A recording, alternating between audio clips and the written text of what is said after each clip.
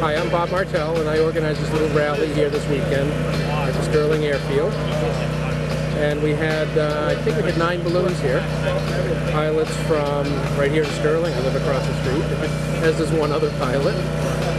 But some of my friends came from New Hampshire and different parts of Massachusetts, pretty much local guys here. We're trying to start a festival for 2014 if we can get some local interest and support. But we're just having fun this weekend with a little rally.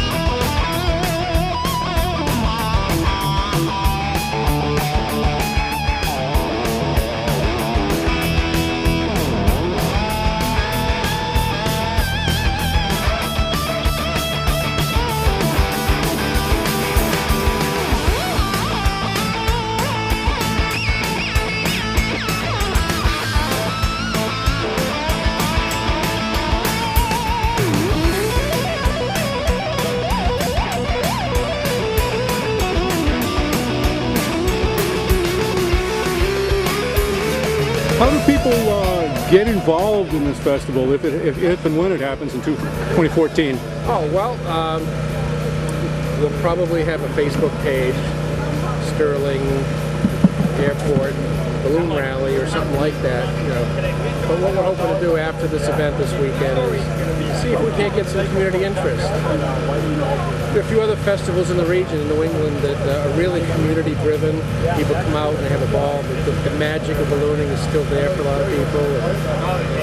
We love sharing ballooning with the community. And if they can raise some funds for good cause, maybe Rotary or Lions or a combination of groups. I used to run a festival over in Hudson for 7 years at the Elks Club. But you know, things run their course, and here we are.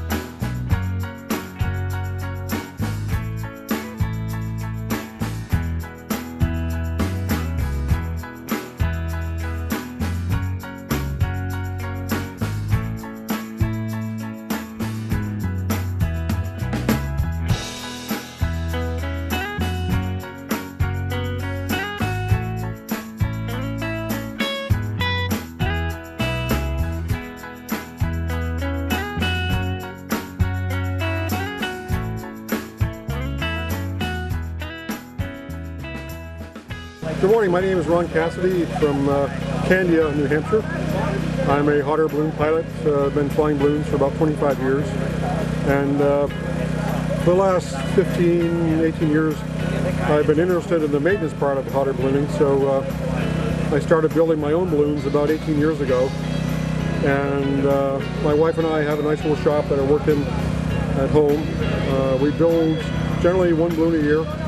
And because of the experience I gained building balloons, I eventually was able to get my certificate to repair balloons. And I was also able to get my facility certified as a repair station. So now I not only build my own balloons, but I'm able and legal to do repairs on commercial hot air balloons. So I do inspections and repairs throughout the year for my friends in the local New England area. What started you into ballooning? You know what? We had a small festival in our town years ago, 25 years ago, and my wife and I volunteered to crew for one of the balloon teams, and we had such a good time. You know, we got up early in the morning, like today, and you know, that's the best time of day anyways, when it's quiet and nice. So we helped them with their ballooning, and they invited us to go with them the following weekend, and then the weekend after that, and so on. And we just spent the whole summer traveling around with this other family, ballooning with them. And at the end of the summer, I decided to get my private license. So it takes about, I would say in New England, it takes about 6 months to get a private license. You start out as a student and you fly with an instructor. Typically, it's anywhere from 15 to 25 hours of instruction with the instructor. And then once the instructor feels comfortable with your skills, they can sign you off to fly by yourself as a solo pilot. And you might do that 8 or 10 hours, and then eventually you get the competence to go with an examiner and take your private pilot test. So all that can take up to 6 months or maybe even longer, and it can be anywhere from 20 to 30 hours, depending on how often you fly and what your skills are.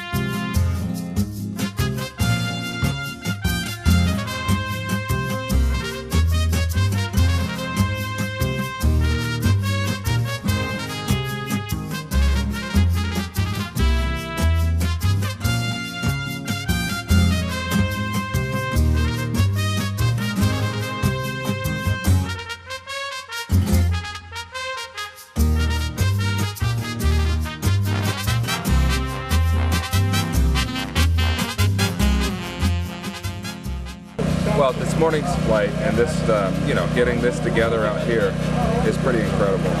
Ballooning itself, it's more than just, taking a flight in a really cool type of aircraft. It's getting together, the friendships, it's the crew, the amount of hands it takes to get one flight going. There's a lot of camaraderie, there's a lot of loyalty.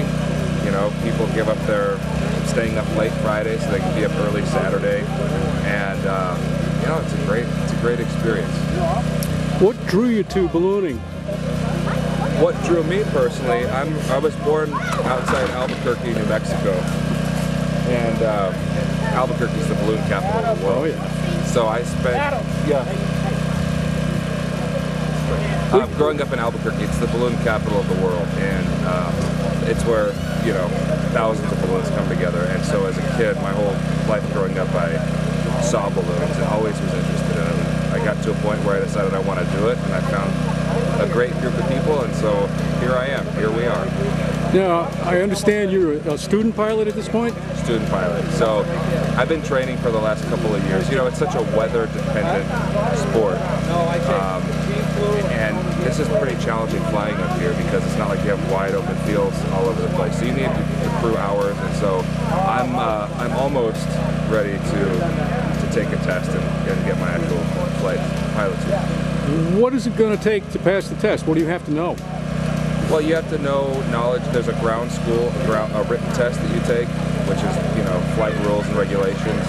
You have to know about the weather, about being a courteous balloonist, all sorts of different topics. You take a written exam, and then eventually you go up with a flight examiner, and they see how your skills are and have you do certain maneuvers and see how you set up the balloon and take it down, and then they're the ultimate say. Is it something like getting a license for a fixed-wing aircraft? Do you have to have a certain number of hours as a student? Yeah, the required hours on a hot air balloon is it's only 10, but nobody tests with 10. I mean, most people are well into 30 or 40 hours before they test. Excellent. Yeah. Anything you want to add? I just, if we can get this going in this area, it'd be great. Excellent. Hospitable people and a great time, so let's do it. Okay, thank you. All right, thank you.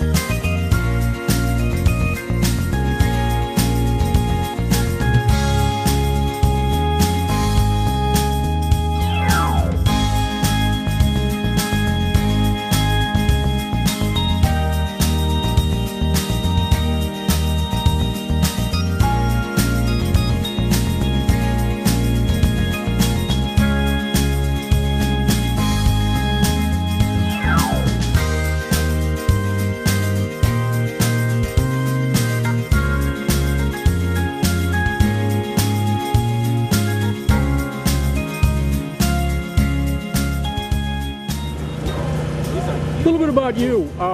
How did you get the bug to be a balloonist? Okay, good question. 1968, when I was about 13, one landed in my yard in Sudbury. And back in the 60s, there weren't many balloon pilots. The technology, the propane technology from hot air ballooning was fairly new at that time. But one landed in the yard, and we had a ball. And then several years later, when I got out of the service, I got out of the Navy, and I said, you know what, I want to do that. And so I started hooking up with some pilots and crewed for many years, because this is a sport where you need people on the ground helping out. And got my license and been flying for a while now. How frequently do you fly? Whenever the weather suits us. We fly often. We fly year-round. We fly in the winter, as long as there's not too much snow on the ground. It's actually fun to fly in the cold because the balloon responds better. Are you part of a club? Not a club, really, but, you know, everybody here, we're all friends. We like to fly together. We're in it for the sport. Some pilots are in it for the business. They pay the mortgage with their balloon rides. We don't. We do it for fun, and sometimes we'll sell rides to fund our expensive hobby. But it's a good group of guys that like to fly together.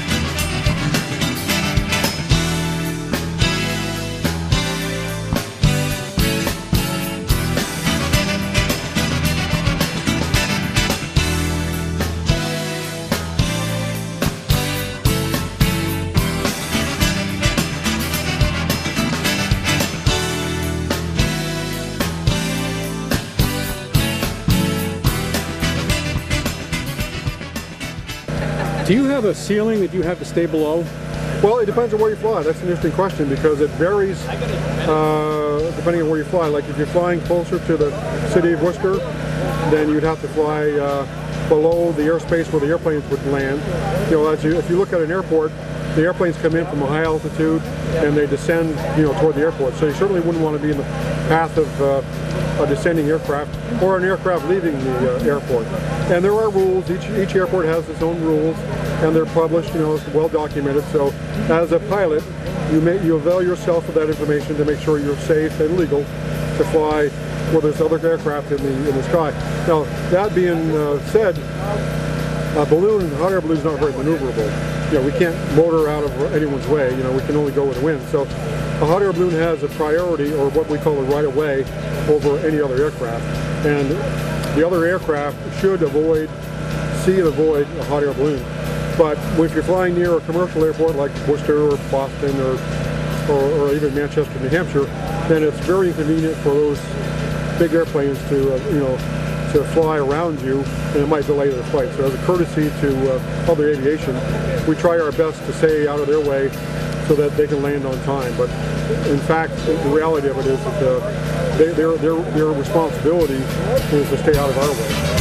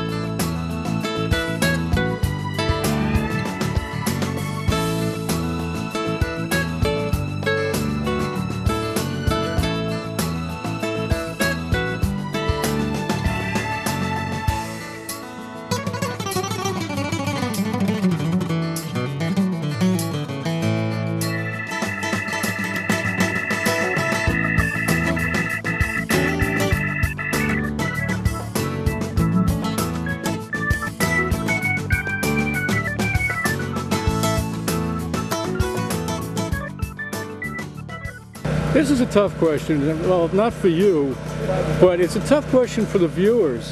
Why 5:30 in the morning? Okay, well, that's a good one because everybody wonders about that. You know, you'd like to be out here at 10 o'clock in the morning to fly balloons. There are two things that cause wind. One is pressure difference, and the other is temperature difference. Now, at sunrise in the morning, there is no temperature difference because overnight the air homogenizes above the earth and there's no temperature difference. So there's absolutely no wind caused by temperature difference at sunrise. There can be wind caused by pressure difference, barometric pressure difference. So if you look at the weather map and you look at the isobars and you see lots of isobars close together, that means there's probably going to be quite a bit of wind and we probably won't be flying balloons.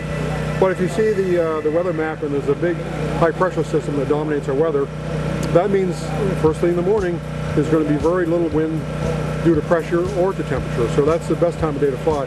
As the sun gets higher in the sky, you start heating up the ground and you start getting thermal activity. That's when the gliders like to fly, when there's thermal activity, and that's not a good time for us to fly because the air is not predictable.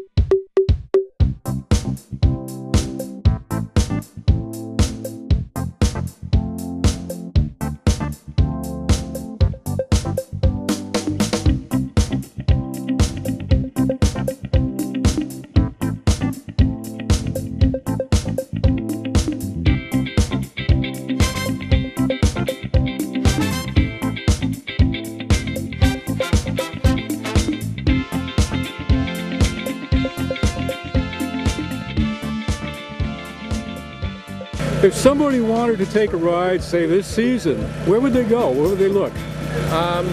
They can Google hot air balloon rides near Sterling, or they can just go to bostonhotairballoonrides.com, and if I can't take them, I'll point them to another pilot. Excellent. Any closing comments? No, other than thank you for covering this. You're helping us to try to get the word out about what we think is really going to be a long-term, fun event here at the Sterling Airfield. It's a resource in the town, and I've flown some people from Sterling, and they've had a ball. And as I get to know people in town, people seem to like the idea. And so, with the help of my friends, my pilot friends here, they came out today to support this effort, hoping that this same weekend next year we've actually got something a little more substantial.